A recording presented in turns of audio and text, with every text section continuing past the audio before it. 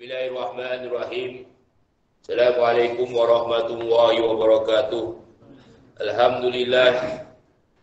Alhamdulillahi rabbil alamin. Wassalatu wassalamu ala asyrafil anbiya'i wal mursalin wa ala alihi wa sahbihi ajma'in fi kulli lamhatin wa nafasin adada ma syahu al-muwah wa bihi nasta'in ala umuri dunya wa umuri din wa la hawla wa la quwwata illa billahil aliyyil azim. Allahumma barik lana fiha, Allahumma barik lana fihi, Allahumma barik lana fi asma'ina wa absarina wa qulubina wa azwajina wa zurriyatina wa barik lana fi arzakina wa tub alaina innaka antat tawwabur rahim. Allahumma arzuqna kama tarzuqu bughas. Rabbi shrah li sadri. Yang saya hormati jawatan kuasa Madrasah Saidiyah yang hadir pada malam ini, tuan-tuan, puan-puan, hadirin hadirat yang saya kasih sekalian, alhamdulillah. Pertama-tamanya marilah sama-sama kita memanjatkan kesyukuran kerana dengan izinnya dapat sama-sama kita hadir majlis zikir mingguan di sini. Tuan-tuan, hadirin hadirat yang saya kasih sekalian, malam ni kita nak bercakap sikit je lah tuan-tuan. Malam ni cakap sikit, mungkin zikirnya nak panjang tuan-tuan tapi kalau dah tercakap panjang ni tuan-tuan janganlah marah tuan-tuan biasalah tu tuan-tuan Tuan-tuan, hadirin hadirat yang saya muliakan, saya nak cerita sedikit lah satu kisah seorang penggali kubur tuan-tuan. Biasanya kalau kata cerita penggali kubur ni, kalau dekat Malaysia ni memang famous lah dengan cerita tanah kubur tuan-tuan tapi saya tak ambil cerita daripada kisah tanah kubur tuan-tuan ini kita ambil daripada kisah zaman-zaman dulu lah. Jadi ada seorang penggali kubur, maknanya dia bertugas di satu tanah perkuburan yang masyhur lah di Damsyik. Damsyik Syria tuan-tuan. Yang mana tempat tanah perkuburan ni ramai sekali ataupun ditanam ataupun disemadikan ramai di sini alim ulama, para aulia dan juga para syuhada. Maknanya yang tanam dekat sini orang-orang yang baik lah. Saya pernah teringat pesanan Syekh Murtada, adanya kalau kata nanti nak pilih tempat tanah perkuburan, carilah tanah perkuburan yang paling ramai sekali orang tanam. Itu sebab kadang-kadang tuan-tuan yang heran tuan-tuan, kenapa tiap kali kita dengar ramai yang memilih tanah perkuburan Syekh Muhammad Said sebab kalau di Seremban kira-kiranya itulah yang paling ramai sekali. Jangan tuan-tuan tanam dekat depan rumah tuan-tuan besok tak ada orang datang tengok dapat tanam ataupun dapat kita tinggal di tempat yang terpencil, lagilah tak ada orang datang. Jadi carilah tempat tanah perkuburan yang ramai. Jadi kita nak cerita sikit lah tuan-tuan. Orang yang menggali kubur ni satu hari didatangi oleh seorang wanita. Datang wanita ni minta supaya gali kubur lah. Jadi dah janji dengan orang yang menggali kubur ni.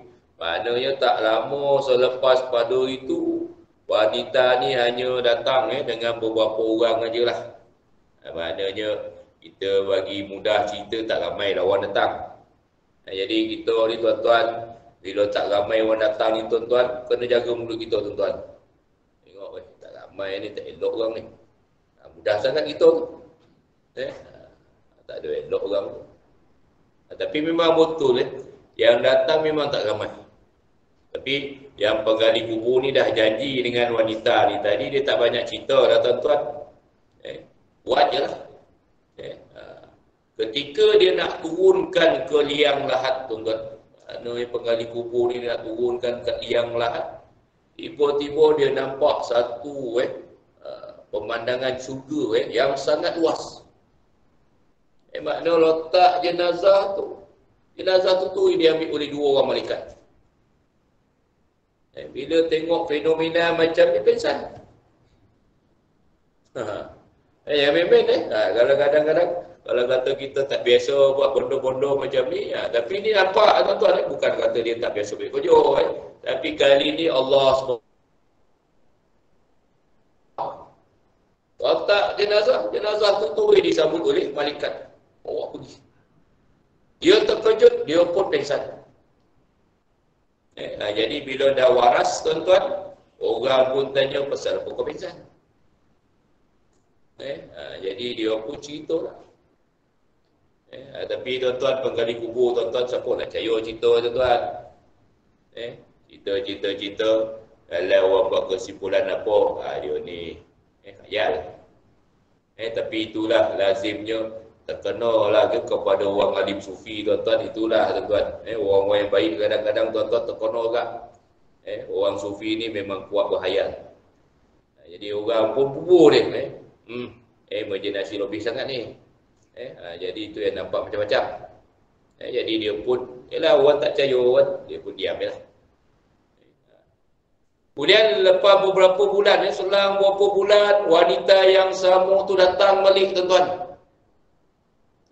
Dipandang oleh orang kubur ni rasa, macam-macam orang ni, tapi yalah. Datang perempuan ni, maknanya minta lagi pada tukang kubur ni, kalau boleh gali satu lagi. Sebab ada lagi dia punya waris yang meninggal. Jadi dia pun terima. Jadi seperti yang dijanjikan, keadaannya pun sama tuan-tuan. Maknanya perempuan ni dia datang menguruskan jenazah ni dalam keadaan pelawatnya taklah berapa ramai tuan-tuan. Dan akhirnya berlaku perkara yang sama ketika menurunkan jenazah. Letak jenazah pun terus disambut oleh malaikat. Pingsan kali kedua. Tapi kali ni tuan-tuan, lepas pingsan bila orang tanya tak nak cerita lagi dah. Dah ponek, itu cerita kan. Cerita kata kau berkhayal ni kan. Kau tak apa kau nampak. Jadi tak nak cerita. Dia cari je perempuan tu tadi. Pasal 2 kali jadi benda yang sama. Ini perempuan ni punya pasal. Jadi tanya kepada perempuan ni kata yang meninggal ni dua-dua anak dia. Dua-dua anak dia. Yang pertama dia kata meninggal, orang yang meninggal pertama ni dia kata orang yang menuntut ilmu. Meninggal. Jadi dia pun yalah. Kemudian tanya pula yang kedua macam mana pula? Dia kata yang kedua ni kerja dia tukang kayu aja. Tetapi yang tukang kayu ni pula menyara orang yang belajar ni tadi. Jadi bila dapat iktibar daripada 2 kisah ni tadi tuan-tuan, tukang kebun ni dia tak ambil masa yang panjang lah tuan-tuan. Dia pun terus cari orang yang boleh mengajar lah. Jadi cari, dia pun pergi di Masjid At-Taubah. Masjid At-Taubah ni antara masjid yang terkenal lah di sana tuan-tuan. Jadi di sana bertemu dengan Syekh Said Al-Burhani. Jadi bila tengok Syekh ni kata, apa pasal kau nak belajar? Pasal umur dah tua. Itu kadang-kadang kesian untuk tua ni tuan-tuan. Dah tua disedih lah oleh orang kadang-kadang kan. Dah tua baru nak belajar. Tapi ini kita nak ambil teladan supaya menguatkan hati kita lah tuan-tuan untuk terus belajar tuan-tuan. Dan jangan tuan-tuan hiraukan berapa umur itu tuan-tuan. Kat sini maknanya penggali kubur ni dah 50 baru nak belajar. Kita tahulah maknanya kalau penggali kubur standard macam mana lah tuan-tuan. Maknanya rendah lah. Jadi kata Syekh ni tadi, pasal apa? Kau nak belajar. Bajet ni tuan-tuan, kalau kata ada kesempatan datanglah ziarah.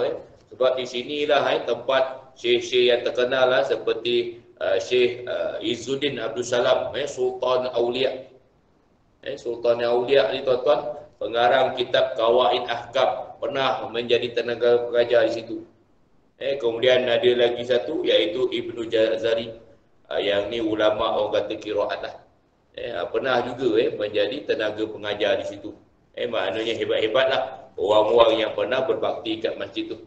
Jadi nak diringkaskan cerita, penggali kubur ni dia bercerita kepada alim ulama. Itu sebab tuan-tuan, kalau nak bercerita perkara-perkara macam ni tuan-tuan, orang alim ulama saja yang faham tuan-tuan. Jangan cerita sembarangan. Cerita dengan kawan kita yang kutu berhak tuan-tuan, memanglah kau ni tak apa bodoh yang kau amal ni. Dulu kalau tanya orang dulu-dulu lah tuan-tuan, bila sebut tasawuf, Tasawuf ni mana boleh belajar apa ni dalam-dalam. Kan kilo orang kan. Orang faham macam tu ya tuan-tuan. Jadi kalau nak tanya perkara-perkara macam ni, maknanya tanyalah pada alim ulama, barangkali boleh membantu kita lah insya-Allah. Jadi guru ni tadi bila dah dengar kagum tengok cerita ni tuan-tuan, dia kata kalau macam tu lah kalau kau mau belajar, dia kata kita mula dengan Matan Ajrumiyah. Satu kitab apa ni? Satu kitab berkenaan dengan nahwu lah ataupun tata bahasa Arab. Ringkas buku tu tuan-tuan orang-orang Melayu kita pun suka belajar tuan-tuan Jadi ringkas kita tuan-tuan, orang yang penggali kubur ni tadi tuan-tuan, ada Allah SWT kurniakan kesempatan yang akhirnya lepas beberapa tahun dia belajar, dia pun menjadi alim ulama yang terkenal. Sampai tuan-tuan umur 50 tetapi menjadi juga alim ulama yang terkenal dan berbakti kepada masyarakat. Namanya tuan-tuan adalah Syekh Abdul Rahman Al-Haffar. Bahasa apa panggil Al-Haffar? Merujuk kepada kerjanya dulu tukang kubur. Kemudian Syekh Abdul Rahman ni pun ada waris dia, iaitu Abdul Razak Al-Haffar. Maknanya gelaran tu itu tadi pun lekat kepada dia punya warisan lah. Jadi sedikit dah cerita kita nak cerita lah malam ni tuan-tuan.